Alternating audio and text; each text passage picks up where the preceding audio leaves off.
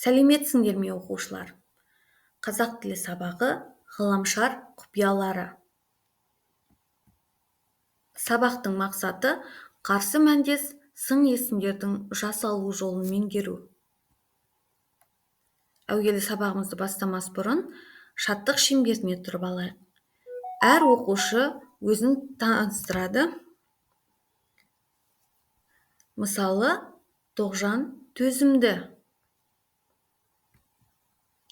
Ендеше шаттық шеңберін жасап алсақ, бір-бірімізді таныстырсақ, топқа бөлініп алайық. Бірінші топ, екінші топ, үшінші топ.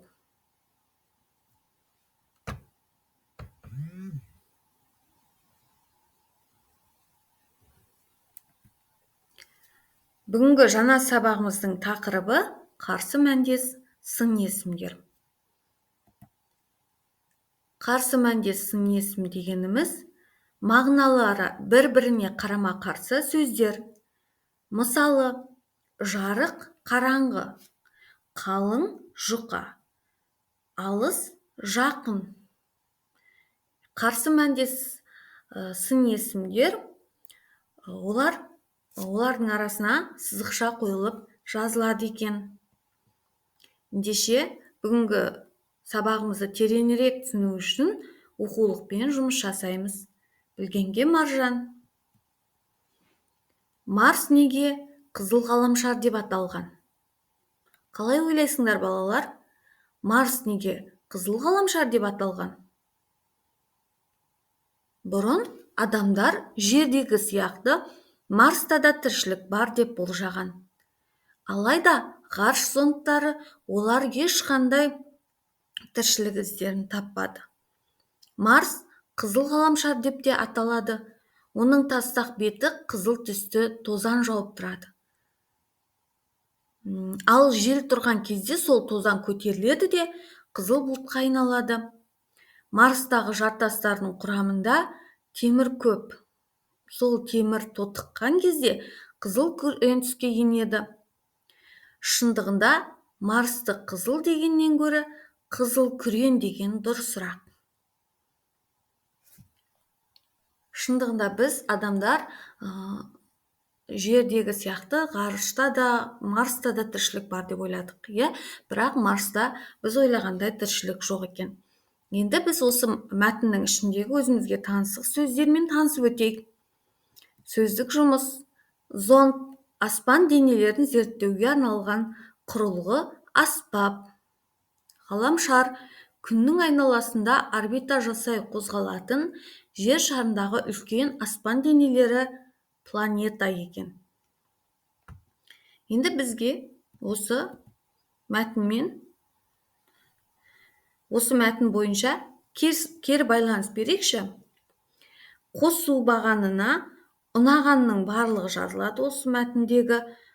Алу, ұнамағанның барлығы жалықтырғыш көрінген, жақтырмаған, түсініксіз болған жерін жазамыз.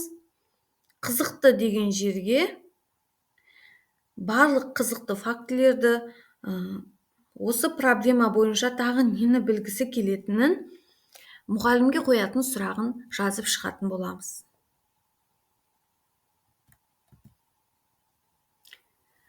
Ендеше жеке жұмыс: бізге төменде түсіп қалған сөздерді тауып, орнына қойып жазу керек. Мекені қазақ жері, қай жер саған жетеді? Байқоңыр. Бізге түсіп қалған сөздер: ғажап, Байқоңыр, ғарышкерлер, жерім.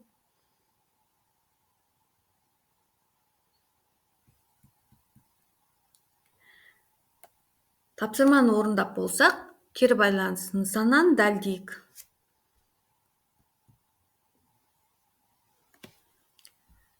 Келесі тапсырма бізде: ойлан, жұптас, бөліс. Көп нүктенің орнына қарамен жазылған сөздерге қарама-қарсы мәндес сөздерді қойып жазамыз. Жақсы көмек етеді, күліп кетеді.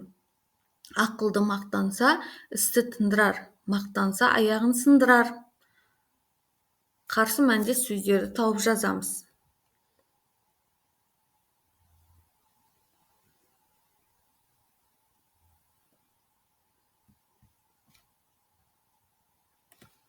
Келесі тапсырма. Берілген сын есімдерді жұптастырып жазамыз.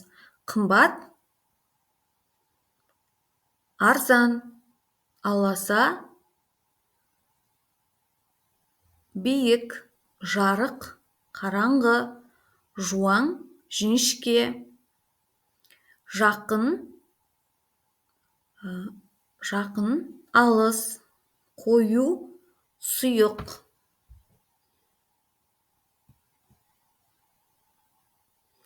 Қандай белгілеріне қарай жұптастырдық? Мағыналарына қарай, қарсы мәндес сын есім не үшін қажет? Жарайсыңдар, балалар. Бүгінгі біздің сабағымыз аяқталды. Үйге тапсырма 48-ші жаттығу. Назарларыңызға рахмет.